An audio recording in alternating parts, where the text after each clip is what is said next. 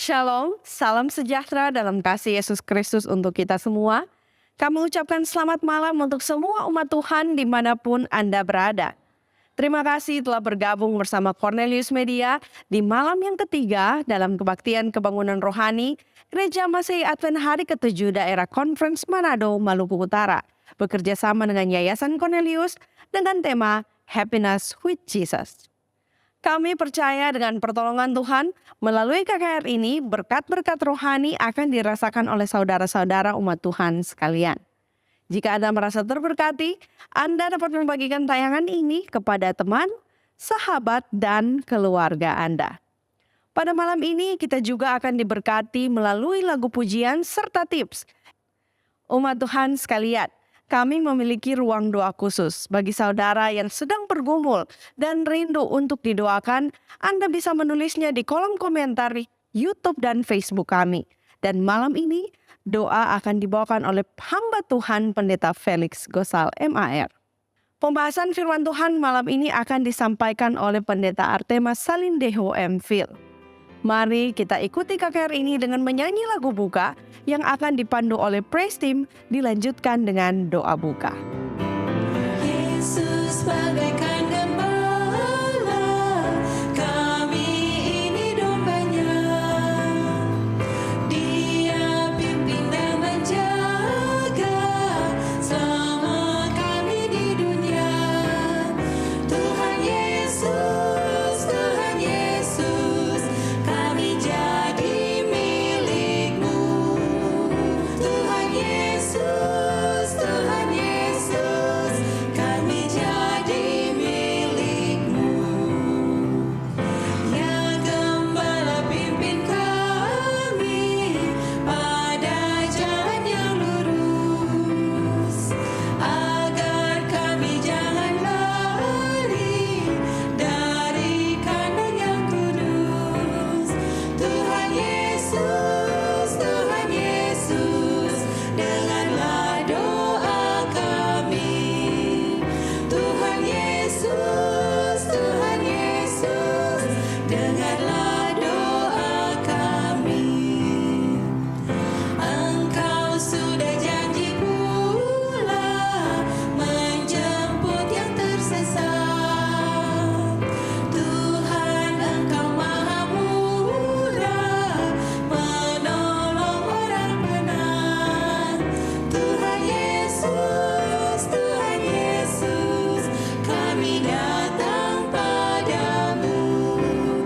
Tuhan Yesus, kami datang padamu.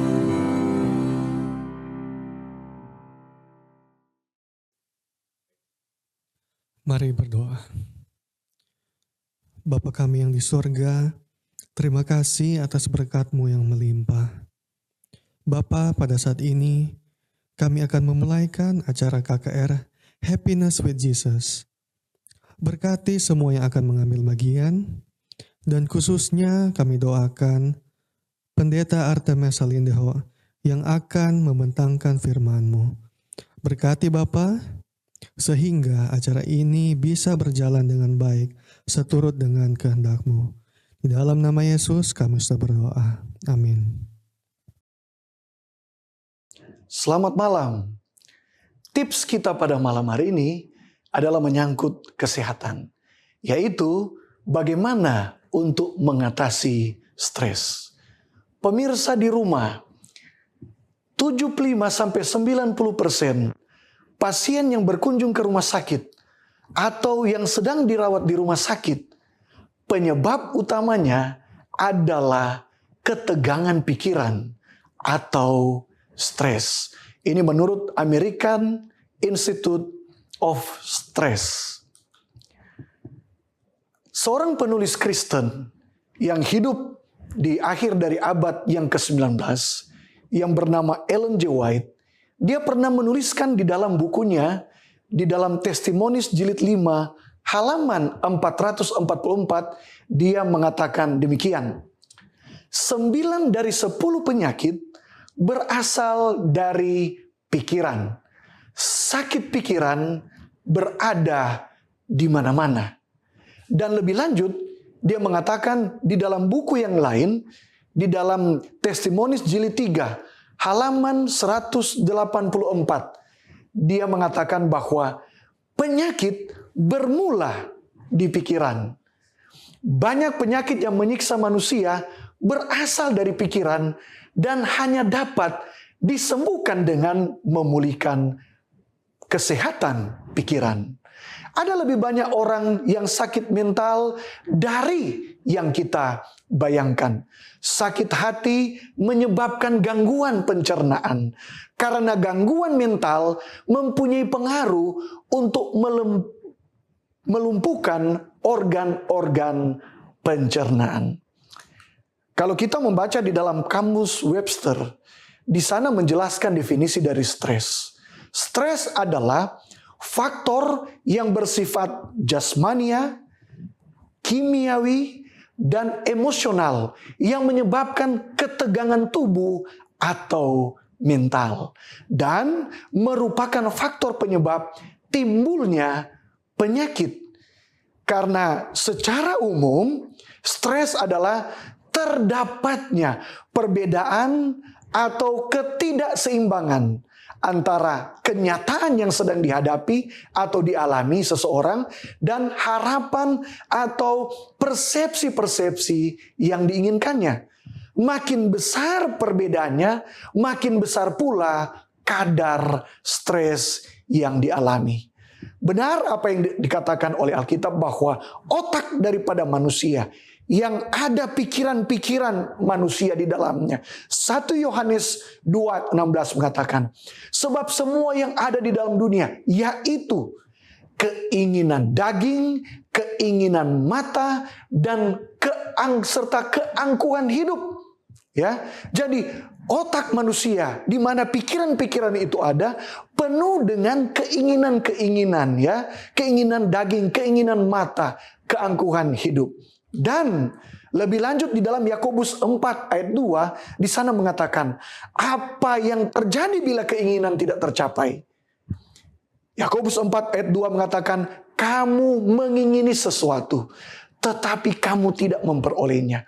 Lalu kamu membunuh, kamu iri hati, tetapi kamu tidak mencapai tujuanmu. Lalu kamu bertengkar dan berkelahi. Dikuatkan di dalam Mazmur 112 ayat yang ke-10. Inilah akibat dari stres. Orang fasik melihatnya lalu sakit hati.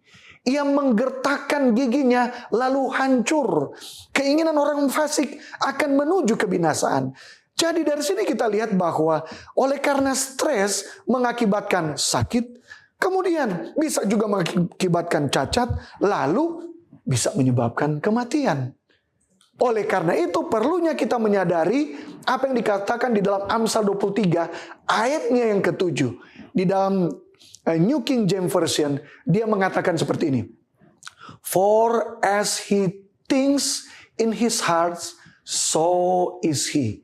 Artinya Anda adalah apa yang Anda pikirkan. Oleh karena itu pemirsa di rumah, ya, ada bahaya dari pikiran, perasaan dan sikap yang negatif. Anda adalah apa yang Anda pikirkan. Kesehatan pikiran atau perasaan Anda seringkali tercermin dari kesehatan jasmani Anda. Pikiran dan tubuh sangat berhubungan erat. Dan sikap negatif seringkali berkembang oleh karena hal-hal seperti ini. Misalnya, iri hati dan kecemburuan akan menyebabkan kita menjadi orang yang terlalu kritis. Ketidakpuasan dan kekecewaan seringkali menyebabkan kita banyak mengeluh dan bersungut. Mementingkan diri dan ketamakan menuntun kita seringkali menjadi orang yang sombong. Iri hati dan kecemburuan dapat menuntun kita menjadi orang yang suka berdebat. Kebencian dan dendam seringkali menuntun kita untuk selalu melihat segala hal dari sudut pandang yang negatif. Tidak mau mengampuni menyebabkan kita suka menyimpan akan kesalahan daripada orang lain. Kebencian dan dendam seringkali menyebabkan kita suka untuk melukai akan perasaan orang lain. Jadi pemirsa yang di rumah, pikiran atau perasaan negatif dapat mematikan. Dan itu mencangkup beberapa hal, ya. Kita tidak mau mengampuni, menyebabkan kita rendah diri, merasa malu. Kita merasa takut, menyebabkan kita kekhawatiran yang berlebihan, kepahitan oleh karena tekanan batin, rasa bersalah, ketidakpuasan, kekecewaan, kemarahan, kebencian, kesombongan, iri hati, dan seterusnya. Sikap negatif pemirsa di rumah dapat menyebabkan beberapa penyakit tanpa kita sadari. Misalnya, kemarahan dapat menyebabkan hipertensi atau stroke. Iri hati atau cemburu bisa menyebabkan penyakit gastritis, dispepsia, ya, atau peradangan pada lambung, atau sering kita kenal dengan sakit mah. Kebencian dapat menyebabkan penyakit kanker. Dendam bisa menyebabkan kita mengalami insomnia, kurang tidur, atau sefalgia, ya, sakit kepala. Kesombongan bisa menyebabkan gangguan jiwa atau sakit belakang. Rendah diri bisa menyebabkan kita alergi atau dermatitis, peradangan pada kulit. Apalagi kita bisa melihat rasa bersalah yang berlebihan bisa menyebabkan vertigo atau migrain. Tekanan batin yang berlebihan bisa menyebabkan osteoporosis atau depresi. Dan juga ketakutan bisa menyebabkan kita sakit jantung, sakit asma. Kekhawatiran yang berlebih bisa menyebabkan kita diare, sakit diare, atau konstipasi, atau susah untuk buang air besar. Oleh karena itu pada malam hari ini, melihat akan hal ini, saya ingin membagikan apa yang Alkitab katakan kepada kita, bagaimana untuk mengatasi stres. Pemirsa boleh membuka akan Alkitab kita di dalam Filipi 4 ayat yang ke-8. Di sana kita melihat apa prinsip-prinsip yang dikatakan oleh Alkitab di dalam mengatasi stres. Kalau kita buka di sana, pertama yang kita dapati adalah semua yang benar, semua yang mulia, semua yang adil, semua yang suci, semua yang manis, semua yang sedap didengar, semua yang disebut kebajikan dan patut dipuji. Dikatakan di sana, pikirkanlah semuanya itu. Dan lebih lanjut di dalam ayat yang ke-9 dikatakan, dan apa yang telah kamu pelajari, dan apa yang telah kamu terima, dan apa yang telah kamu dengar, dan apa yang telah kamu lihat. Galatia 2 ayat 20 kita dapat lihat di sana, apa yang kamu lihat daripada Yesus, lakukanlah semuanya itu. Maka dengan melakukan semuanya itu, pemirsa di rumah, Allah sumber damai sejahtera akan selalu menyertai kita dan akan membantu kita melepaskan kita dari stres yang kita alami. Tuhan memberkati kita semua adalah doa dan harapan kita bersama.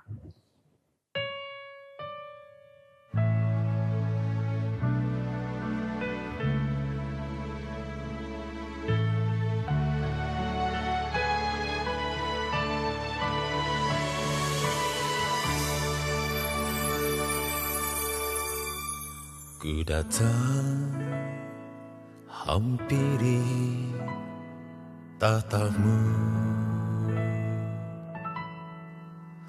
bersujud menyembah Kau Tuhan.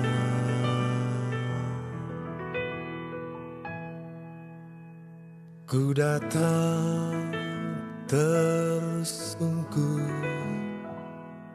di hadapan-Mu, beri hormat dan puji dan kemuliaan hanya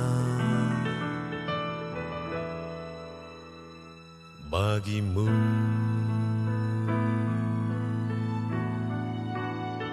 Mulialah Engkau Tuhan,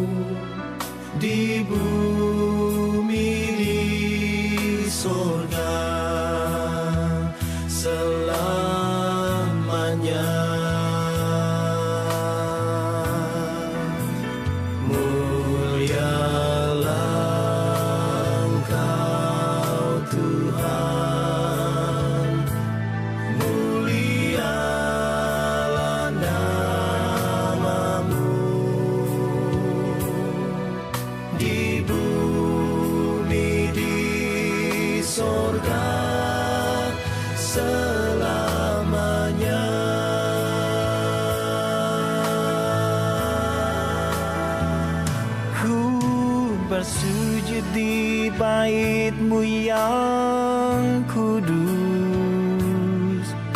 Ku memuji-muji nama-Mu Tuhan. Ku bersyukur dengan segenap hatiku, segenap jiwaku. Ku selalu nyanyikan kasih setiamu, kasih setia Tuhan selama-lamanya. Oh, betapa mulia nama-Mu Tuhan di seluruh bumi.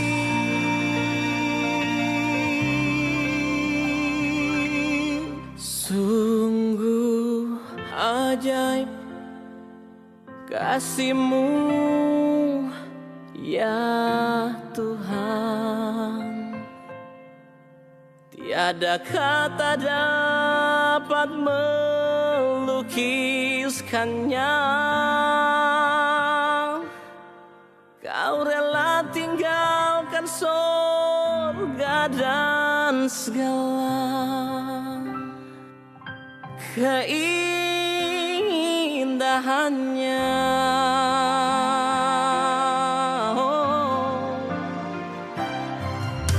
Datang ke dunia ini menderita, mati bagiku di bukit Kalvari. Oh, sungguh besar karya-Mu ya Tuhan, selamatkanku.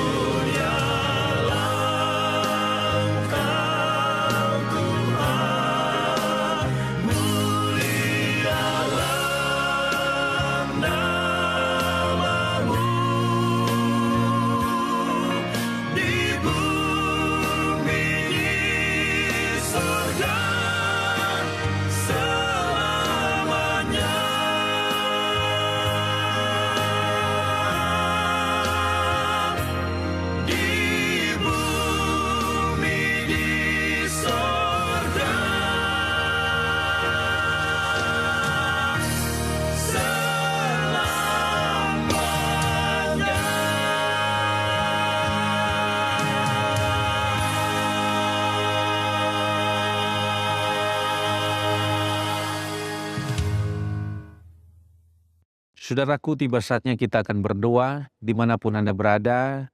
Mari sama-sama kita satukan hati kita di dalam doa. Mari kita berdoa. Bapa kami yang bertahta di dalam kerajaan surga, pada saat ini Tuhan kami bersyukur oleh karena berkat yang Tuhan berikan dalam kehidupan kami. sehingga kami boleh bersama-sama menyaksikan siaran KKR pada saat ini. Kami percaya bahwa penyiaran ini akan membawa dampak rohani dalam kehidupan kami, membangkitkan rohani kami, memberikan motivasi rohani sehingga kami bertumbuh lebih baik lagi dalam kehidupan rohani kami. Oleh karena itu Tuhan, pada saat ini kami datang dalam kelemahan kami. Kami meminta kekuatan dari surga. Kiranya Tuhan memberikan kekuatan dari surga, agar kami dapat menghadapi kehidupan kami yang penuh dengan persoalan ini. Kami percaya penyiaran malam hari ini akan membawa dampak rohani dalam kehidupan kami. Oleh karena itu Tuhan, kami berdoa kepada hamba-Mu, Pendeta Artemas Salindeho, yang akan menyampaikan firman Tuhan pada saat ini.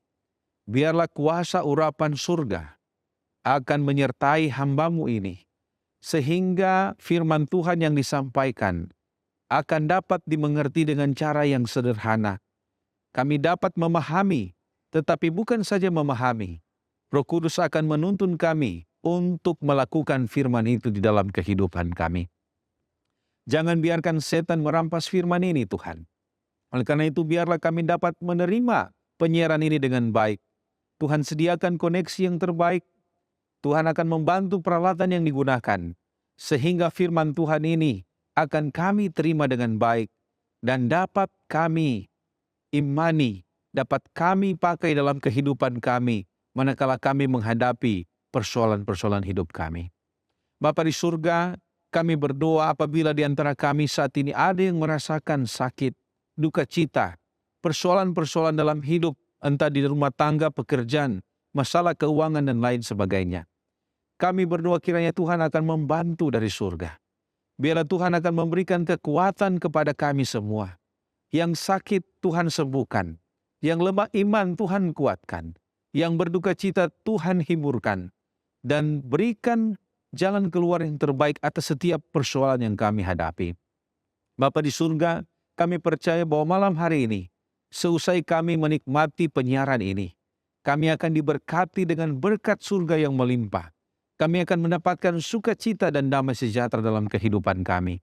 Oleh karena itu Tuhan, sertailah ibadah kami malam hari ini, karena kami sudah berdoa di dalam nama Yesus, yang adalah Tuhan dan Juru Selamat kami. Amin. Terpujilah nama Tuhan. Saat ini kita akan mendengarkan sabda firman Tuhan yang akan disampaikan oleh Pendeta Artemas Salindeho M.Phil. Menikah dengan Ibu Meike Soeharto, keluarga Salindeho Soeharto dikaruniai 2 orang anak. Dan saat ini Pendeta Artemas Salindeho melayani sebagai Sekretaris Asosiasi Kependetaan Gereja Masehi Advent Hari ke-7 Daerah Conference Manado, Maluku Utara. Judul firman Tuhan pada malam ini adalah bahagia dalam penurutan. Mari kita nyanyikan bersama-sama lagu tema Happiness is the Lord. Happiness is to know the Savior, living a life within His favor, having a change in my behavior. Happiness is the Lord. Happiness is a new creation, Jesus and me in close relation, having a part in His salvation. Happiness is the Lord. Real joy is mine, no matter if teardrops start. I found the secret, it's Jesus in my heart. Happiness is to be forgiven, living a life that's worth the living, taking a trip that leads to heaven. Happiness is the Lord. Happiness is the Lord. Happiness is the Lord.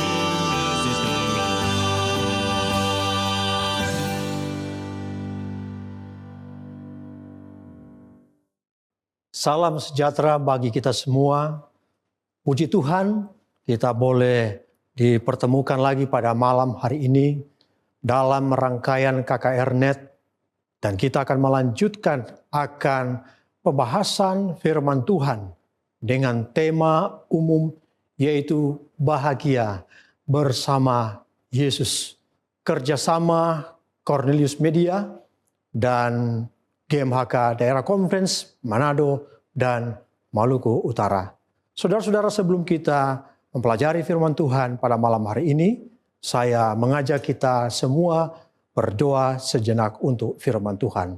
Mari kita berdoa. Bapa kami di dalam kerajaan sorga, kembali lagi kami datang kepadamu untuk melanjutkan pembahasan daripada firman Tuhan. Kiranya kuasa Roh Kudus Tuhan memberkati kami, sehingga firman yang akan dipelajari pada malam hari ini akan menjadi berkat kebahagiaan. Kami memohon dan berdoa di dalam nama Yesus Kristus Tuhan dan Juru Selamat kami. Amin. Saudara-saudaraku yang kekasih di dalam Yesus Kristus, sahabat Cornelius Media, pembahasan firman Tuhan pada malam hari ini berjudul Bahagia dalam Penurutan. Kebahagiaan itu adalah dambaan setiap insan di dunia ini. Baik orang kecil, orang besar, kaya atau miskin, tinggi rendah, semua mendambakan kebahagiaan dalam hidup ini. Tetapi akhir-akhir ini, kebahagiaan itu mulai menjadi langka, sulit dirasakan, sulit didapati. Apalagi kita yang hidup di akhir zaman ini. Tetapi kita jangan khawatir, kita memiliki Allah sumber kebahagiaan itu. Memang keadaan dunia di akhir zaman dicatat di dalam Alkitab. Dalam kitab 2 Timotius pasal 3 ayat 1 sampai ayat yang kelima berkata, "Ketahuilah bahwa pada hari-hari terakhir akan datang masa yang sukar. Manusia akan mencintai dirinya sendiri dan menjadi hamba uang. Mereka akan membual dan menyombongkan diri. Mereka akan menjadi penfitnah. Mereka akan memberontak terhadap orang tua dan tidak tahu berterima kasih, tidak mempedulikan agama, tidak tahu mengasihi, tidak mau berdamai, suka menjelekan orang, tidak dapat mengekang diri, garang, tidak suka yang baik, suka mengkhianat, tidak berpikir panjang, berlagak tahu, lebih menuruti hawa nafsu daripada menuruti Allah. Secara lahiriah, mereka menjalankan ibadah mereka, tetapi pada hakikatnya mereka memungkiri kekuatannya. Jauhilah mereka. Inilah keadaan manusia pada akhir zaman.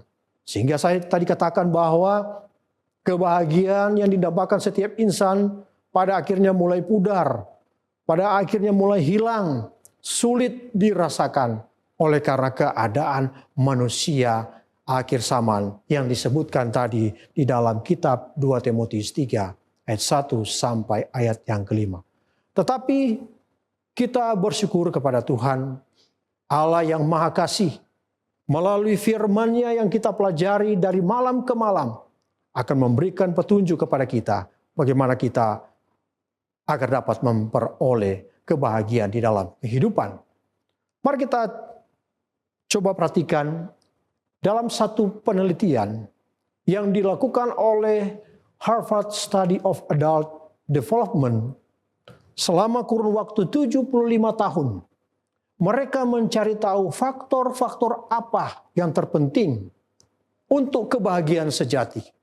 Dan seorang doktor yang bernama Dr. Robert Wardinger, seorang psikiatri dari Universitas Harvard, dia mengatakan, faktor terpenting kebahagiaan di dalam hidup adalah bila mana memiliki hubungan erat satu dengan yang lain. Itu berarti bahwa ketika manusia memiliki hubungan erat satu dengan yang lain, maka di sana terdapat kebahagiaan. Hubungan sesama ciptaan itu akan memberikan kebahagiaan. Apalagi hubungan kita dengan pencipta alam semesta, yaitu Tuhan Allah kita. Yang setiap malam melalui KKR Net ini kita diajak untuk bahagia bersama dengan Yesus. Untuk mana kita memiliki hubungan dengan Yesus, agar kita boleh memperoleh kebahagiaan di dalam kehidupan. Dalam kitab Wahyu pasal 1 ayat yang ke-7, mari kita membuka Alkitab dan kita boleh membaca. Wahyu pasal 1 ayat yang ke-7 berkata, "Berbahagialah ia yang membacakan dan mereka yang mendengarkan kata-kata nubuat ini, dan yang menuruti apa yang ada tertulis di dalamnya, sebab waktunya sudah dekat."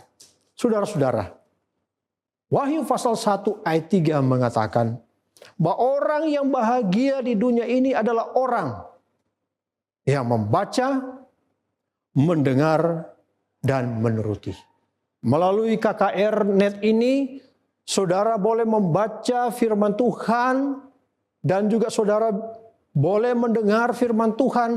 Apalagi kalau saudara menuruti firman Tuhan, maka saudara adalah orang yang berbahagia di dunia ini. Sebabnya Yakobus 1 ayat 22 mengatakan, "Tetapi hendaklah kamu menjadi pelaku firman dan bukan hanya pendengar saja. Sebab jika tidak demikian, kamu menipu diri sendiri."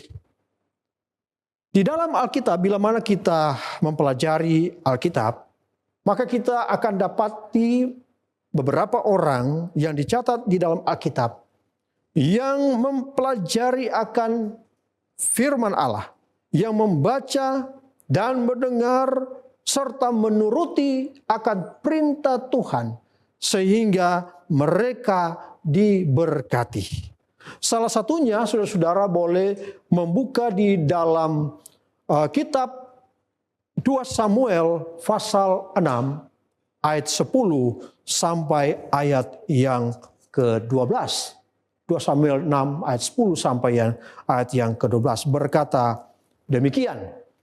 "Sebab itu Daud tidak mau memindahkan tabut Tuhan itu ke tempatnya, ke kota Daud. Tetapi Daud menyimpang dan membawanya ke rumah Obed Edom, orang Gad itu." Ayat 11, 3 bulan lamanya tabut Tuhan itu tinggal di rumah Obed Edom, orang Gad itu. Dan Tuhan memberkati Obed Edom dan seisi rumahnya. Ayat 12, "Diberitahukanlah kepada Raja Daud demikian. Tuhan memberkati seisi rumah Obed Edom dan segala yang ada padanya, oleh karena tabut Allah di situ. Lalu Daud pergi mengangkut tabut Allah itu dari rumah Obed Edom ke kota Daud dengan penuh sukacita." Ini adalah salah satu pengalaman dari seorang yang dicatat di dalam Alkitab, yaitu bernama Obed Edom. Dia diberkati pribadinya dan seisi rumahnya, apa saja yang ada di rumahnya diberkati oleh Tuhan. Pertanyaannya adalah, mengapa Obed Edom dan keluarga serta yang ada padanya diberkati Tuhan? Kita kembali kepada 2 Samuel 6 ayat 12 berkata, "Diberitahukanlah kepada Raja Daud demikian, Tuhan memberkati seisi rumah Obed Edom dan segala yang ada padanya." Perhatikan kata-kata ini. "Oleh karena tabut Allah itu." Lalu Daud pergi mengangkut tabut Allah itu dari rumah Obed Edom ke kota Daud dengan sukacita. Mengapa Obed Edom diberkati? Alasannya oleh karena tabut Tuhan ada di rumah Obed Edom. Ada apa dengan tabut Tuhan ini? Ada apa dengan tabut perjanjian ini sehingga keluarga Obed-Edom diberkati?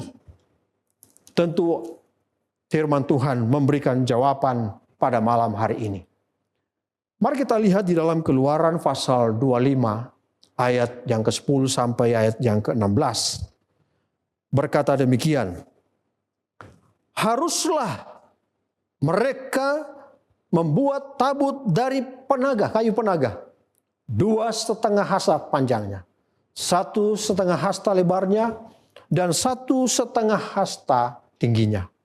Haruslah engkau menyalutnya dengan emas murni, dan dari dalam luar, dan engkau haruslah menuangkan 4 gelang emas untuk tabut itu, dan pasanglah gelang itu pada keempat penjurunya, yaitu gelang pada rusuknya yang satu, dan 2 gelang pada rusuk yang kedua.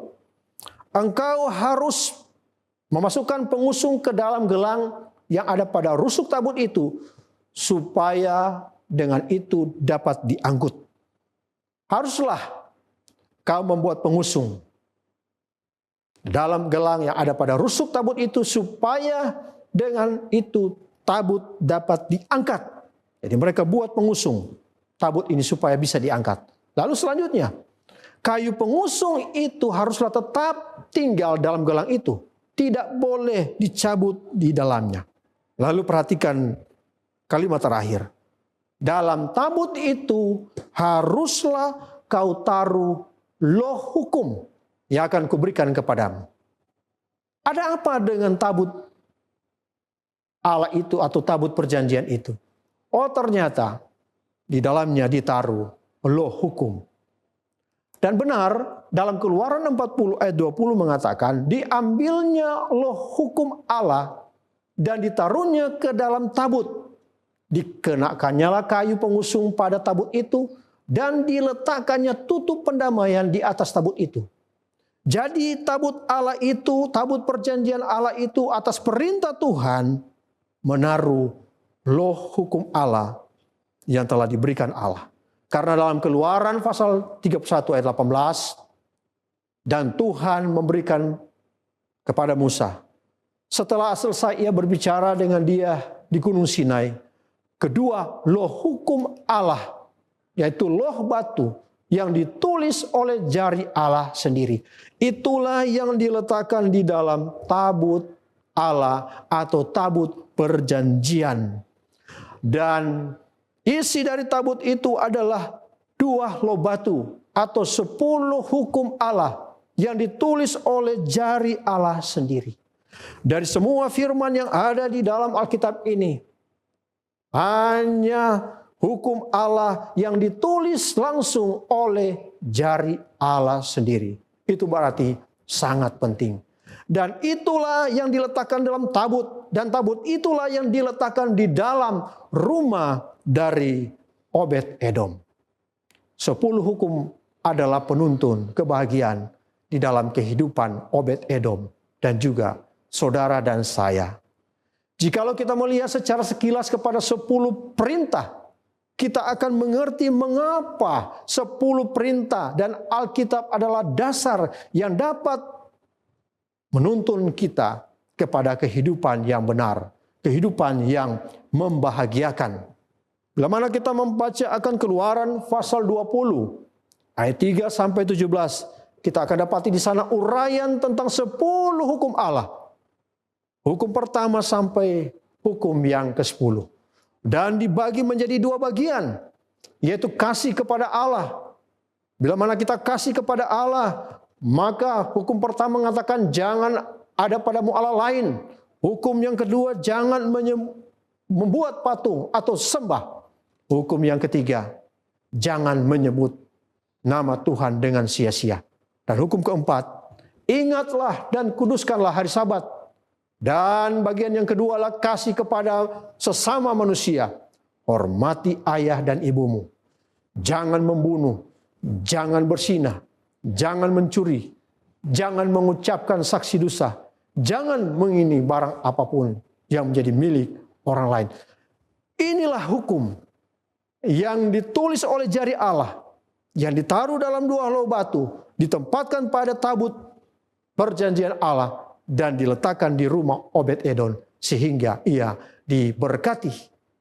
Saudara-saudaraku yang kekasih, bila mana kita menyimak akan hukum Allah ini sangat unik.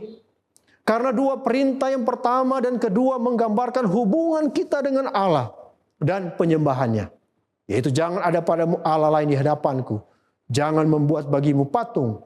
Jangan sudut menyembah kepadanya atau beribadah kepadanya. Dan kemudian perintah ketiga dan keempat menggambarkan hubungan kita dengan nama Allah dan hari yang disucikan. Jangan kamu menyebut nama Tuhan Allahmu dengan sia-sia. Ingat dan kuduskanlah hari Sabat. Perintah kelima dan ketujuh menjaga hubungan tali kekeluargaan suami istri. Hukum kelima mengatakan hormatilah ayahmu dan ibumu. Hukum ketujuh mengatakan jangan berzinah. Dan kemudian unik lagi adalah perintah keenam, ke-8, ke-9, dan 10 adalah melindungi kita dalam hubungan sosial kita dengan yang lain. Satu dengan yang lain. Yaitu jangan membunuh, jangan mencuri, jangan mengucapkan saksi dusta tentang sesamamu manusia. Jangan mengingini rumah sesamamu. Jangan istri ataupun apa yang dipunyai oleh sesamamu. Saudara-saudara, ke-10 perintah Allah menegaskan hubungan kita dengan Allah dan saudara dengan sesama manusia. Ini adalah tonggak menunjukkan jalan di mana kita boleh melihat bahwa cara hidup orang Kristen melihat kepada 10 hukum akan menuntun saudara kepada kebahagiaan hidup. Disebabnya Mazmur pasal 111 ayat 7 dan 8 berkata, perbuatan tangannya ialah kebenaran dan keadilan. Segala titanya teguh, kokoh dan untuk seterusnya dan kokoh selama-lamanya. Dilakukan dalam kebenaran dan kejujuran. Matius 5 ayat 18 katakan, karena aku berkata kepadamu sesungguhnya, selama belum lenyap langit dan bumi ini, 1 iota atau 1 titik pun tidak akan ditiadakan dari hukum Taurat sebelum semuanya terjadi.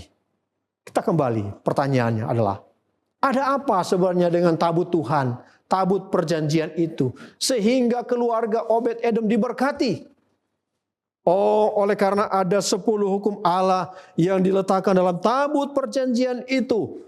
Dan itulah yang membawa berkat kepada Obed-Edom. Mengapa?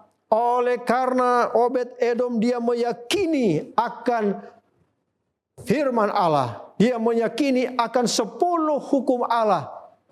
Dan dia percaya akan hukum Allah. Dan dia mempraktekkan dan menuruti apa yang telah diperintahkan di dalam 10 perintah Allah atau 10 hukum Allah. Tabut Tuhan berisi 2 loh batu itu bukan sekedar diletakkan di rumah Obed-Edom, kemudian mereka diberkati, tetapi itu adalah merupakan simbol di mana tabut itu adalah peti emas suci, tanda kehadiran Allah. Allah telah hadir di tengah-tengah keluarga itu. Bila mana Allah hadir di tengah-tengah kehidupan keluarga saudara saya, maka saudara akan terberkati. Apalagi bila mana hukum Allah hadir dalam keluarga dan kita praktekkan dalam kehidupan kita sehari-hari, maka olehnya kita akan terberkati. Saudaraku yang kekasih dalam Tuhan, hukum Allah itu bukan hanya dalam bentuk batu yang ditulis oleh jari Allah, tetapi kerinduan Tuhan bagi umatnya dalam Yeremia 31 ayat yang ke-33. Mari kita baca bersama-sama. Yeremia 31 ayat yang ke-33. Dia berkata, inilah perjanjian baru yang akan kubuat dengan umat Israel. Aku akan menyimpan hukumku dalam batin mereka. Dan aku akan menulis pada hati mereka. Aku akan menjadi Allah mereka. Dan mereka akan menjadi umatku.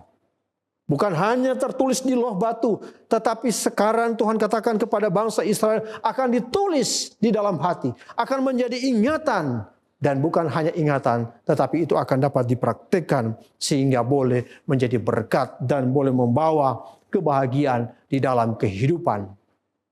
Mengapa? Oleh karena sebagian orang Kristen sering menggunakan alat-alat atau benda-benda yang menggambarkan Tuhan.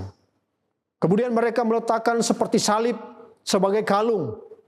Dan Alkitab diletakkan di samping bantal tempat tidur dengan tujuan untuk menangkal serangan setan, sebab percaya pada kekuatan-kekuatan magic. Bukan seperti itu. Alkitab harus dibaca, hukum Allah harus direnungkan. Oleh karena itu, dalam Yosua 1 ayat 8, mari kita baca.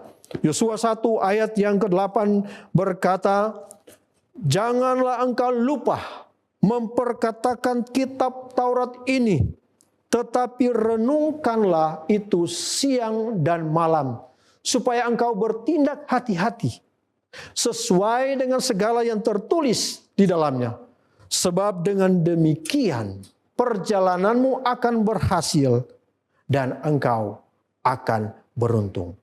Firman Tuhan Allah itu harus dibaca, harus direnungkan, dan harus dituruti. Demikian pula yang terkandung di dalamnya 10 hukum Allah.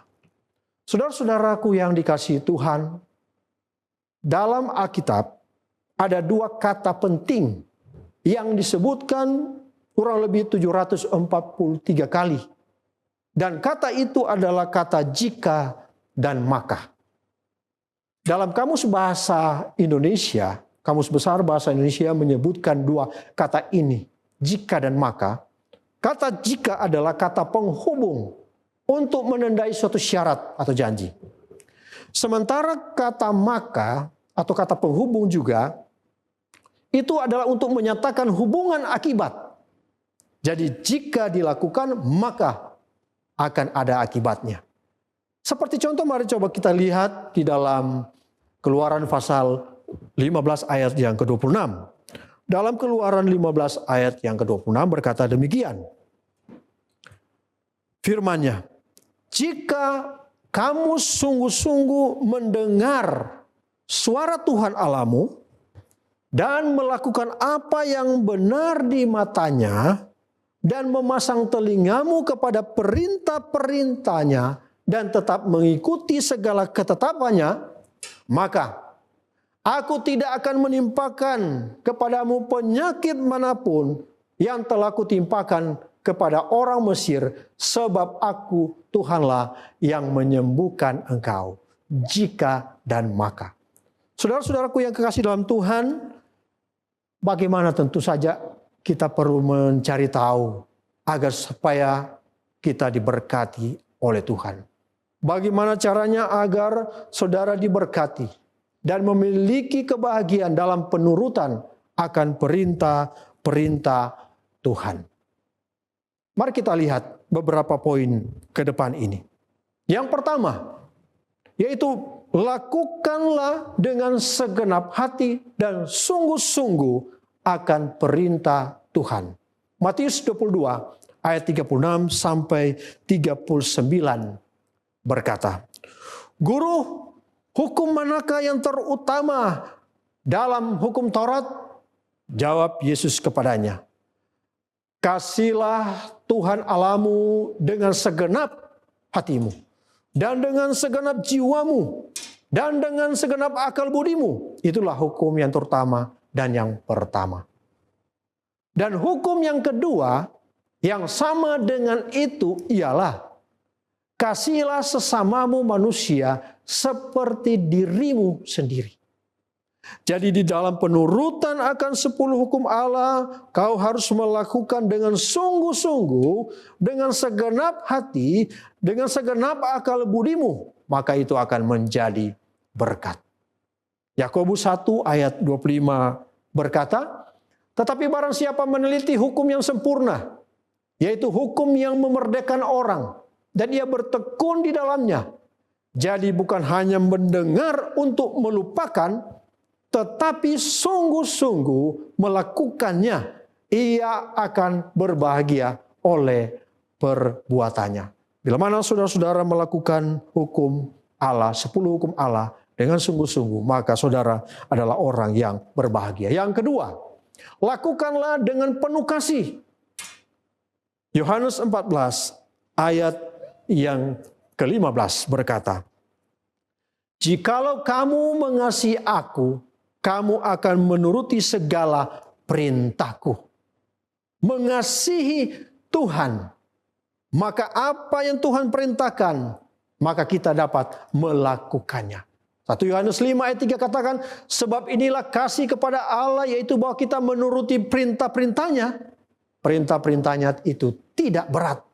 Mengapa kadang-kadang orang mengatakan bahwa terlalu banyak 10 itu mau diturut, terlalu sulit, terlalu berat.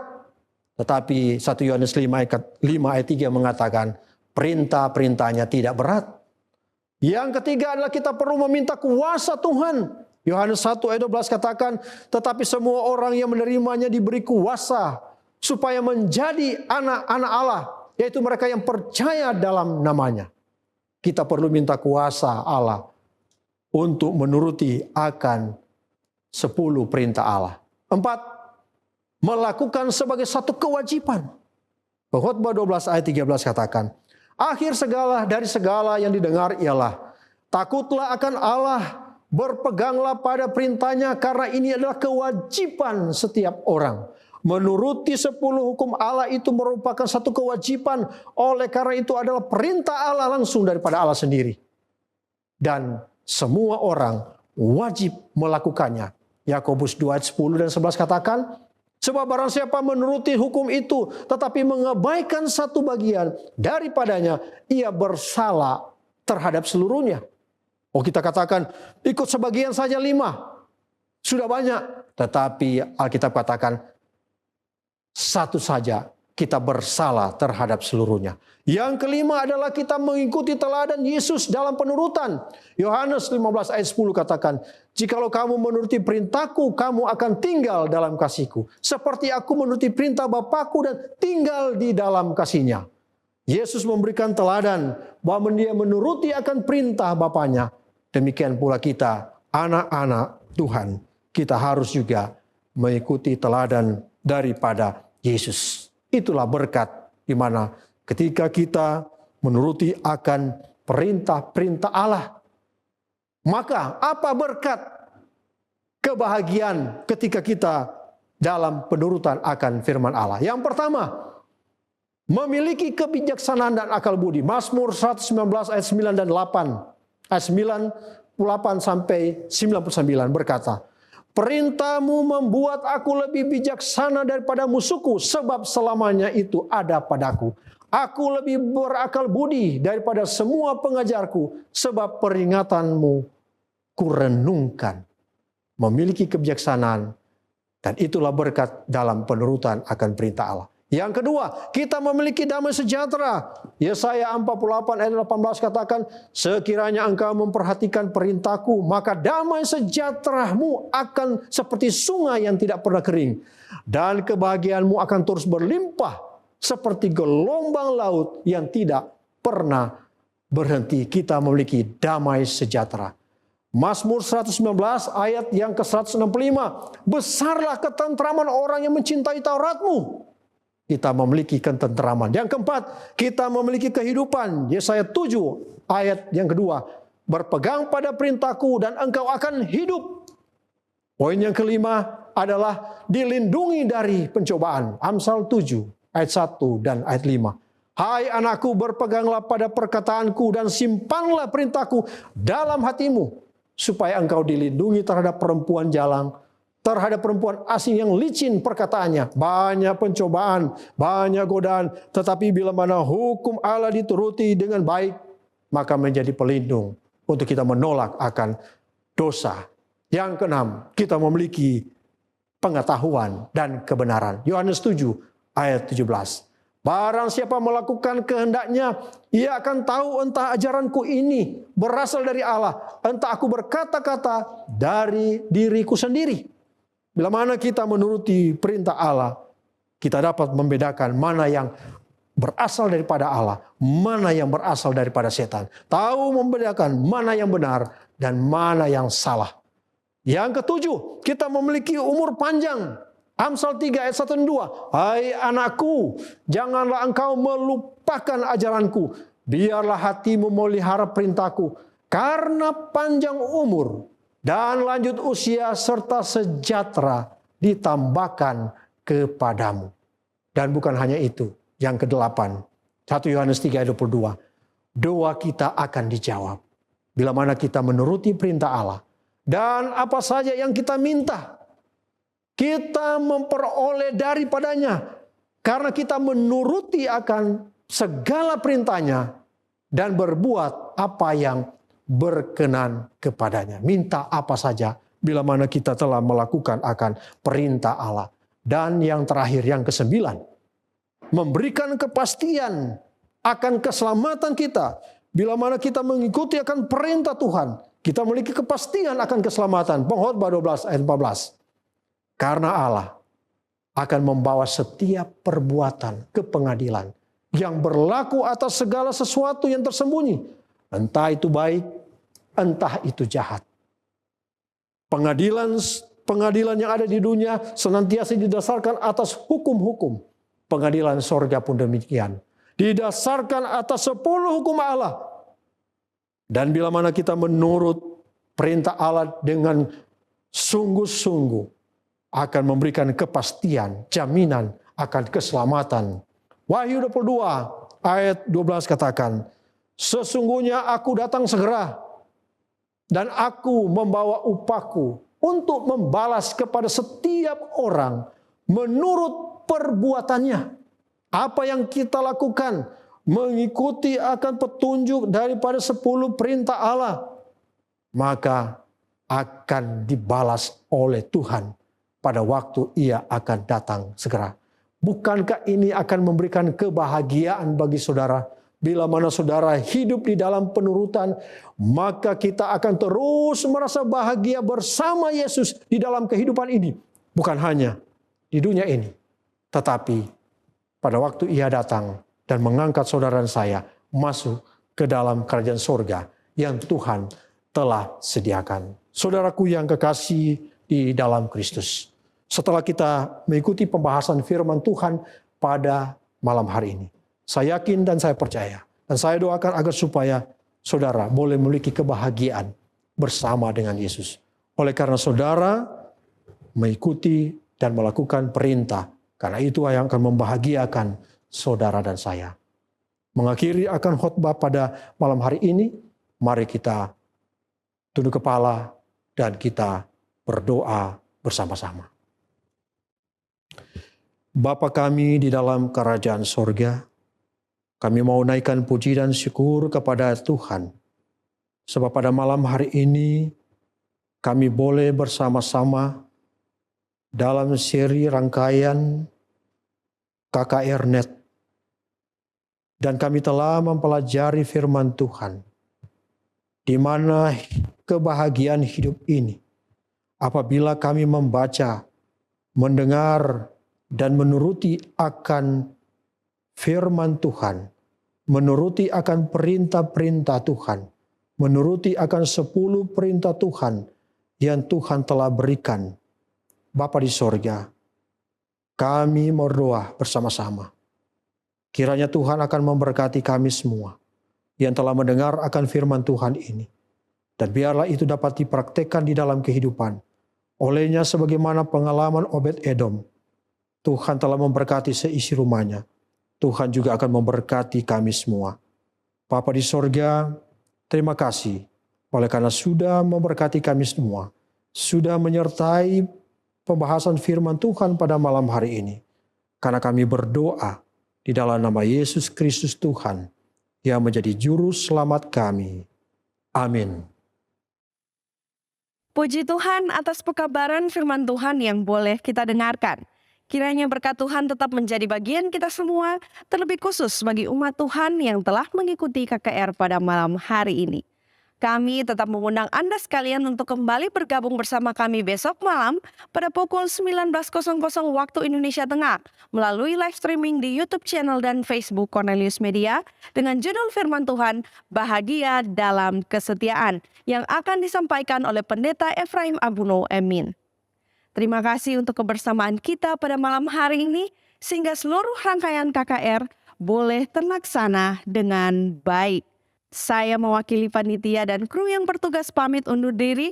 Tuhan Yesus memberkati kita semua dan sampai berjumpa besok malam. Shalom.